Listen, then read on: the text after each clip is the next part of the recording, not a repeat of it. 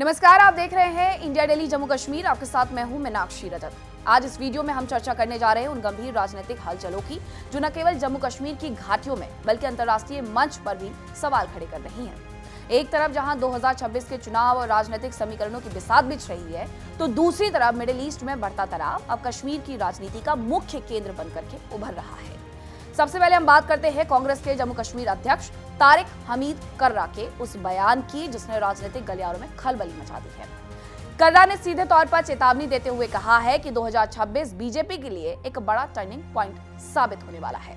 उनका तर्क है कि जनता का धैर्य अब जवाब दे रहा है और कश्मीर से लेकर कन्याकुमारी तक जो नीतियां लागू की गई हैं उसका असली हिसाब किताब 2026 में सामने आएगा।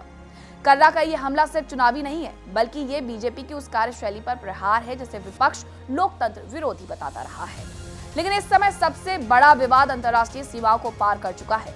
ईरान पर अमेरिका और इजराइल के हालिया हमलों के बाद पीएम नरेंद्र मोदी क्यों खामोश है? विपक्ष ये सवाल पूछ रहा है। पीडीपी सुप्रीमो महबूबा मुफ्ती ने इस चुप्पी को अकल्पनीय और चिंताजनक करार दिया है। मुफ्ती का कहना है कि भारत हमेशा से उत्पीड़ितों की आवाज रहा है, लेकिन आज जब ईरान जैसे रणनीतिक साझेदार पर हमले हो रहे हैं तो भारत का मौन रहना समझ से परे है।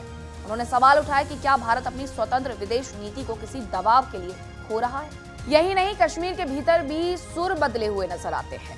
नेशनल कॉन्फ्रेंस के वरिष्ठ नेता और सांसद आगा सैयदुल्लाह और पीडीपी के युवा नेता वहीद पारा ने अपने ही राज्य सरकार के मुखिया यानी मुख्यमंत्री उमर अब्दुल्ला को घेरे में ले लिया है।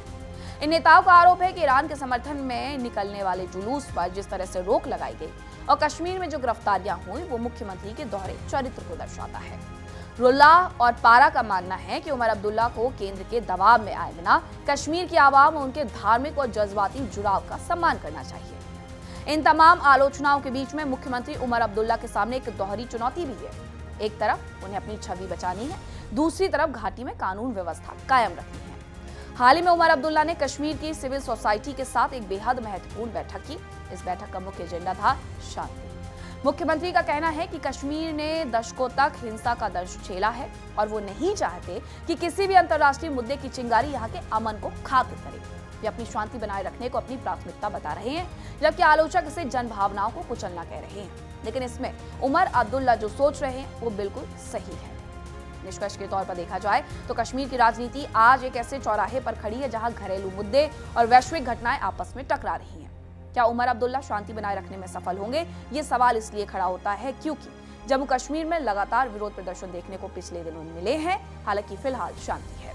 दूसरी तरफ विपक्ष के नेता कह रहे हैं कि 2026 बीजेपी के लिए टर्निंग पॉइंट साबित होगा। लेकिन एक बात साफ है, ईरान से लेकर श्रीनगर तक राजनीति की ये लहर आने वाले दिनों में और भी ज्यादा तेज होने वाली है। हालांकि यहाँ पर सरकार की तरफ से स्टैंड देखने को मिला है। ईरानी विदेश मंत्री से हमारे विदेश मंत्री यानी कि एस जयशंकर की तरफ से बातचीत की गई है। हमारे विदेश मंत्री ईरानी दूतावास भी गए थे जहां पर उनकी तरफ से शोक व्यक्त किया गया है। भारत का स्टैंड हमेशा से स्पष्ट रहा है कि हम शांति के पक्षधर हैं और सरकार इसी पर काम कर रही है। हालांकि विपक्ष को एक मौका जरूर मिल गया है कटाक्ष करने का। अगर आपको ये वीडियो पसंद आए तो please like, share, comment and subscribe. कहीं मत जाएगा। ऐसी तमाम खबरों के लिए बने रहिए इंडिया डेली जम्मू कश्मीर के साथ। नमस्कार। देखिए इंडिया डेली 24/7 अब आपकी स्मार्ट टीवी पर। इंडिया डेली मौजूद है सभी डिजिटल प्लेटफॉर्म पर लाइव और लगातार। इंडिया डेली 24/7 हर दिन राष्ट्र को समर्पित।